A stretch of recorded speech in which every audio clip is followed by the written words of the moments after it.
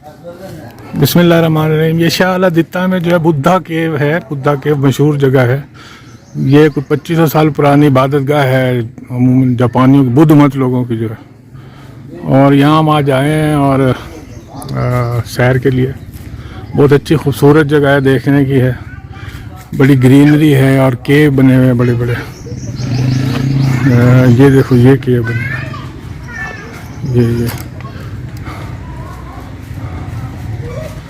ये केव है। ये सैकड़ों साल पुराने दरख्त है, इसकी जड़ें बाहर निकली हुई हैं। आप जब आएँ इधर, ये बहुत अच्छा खूबसूरत मंजर पेश करते हैं। ये देखें,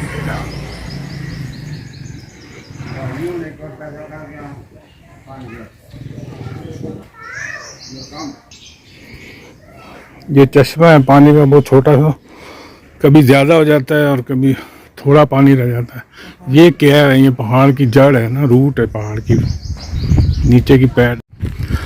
ये है केव जो है बुद्धा केव। ये देखो, ये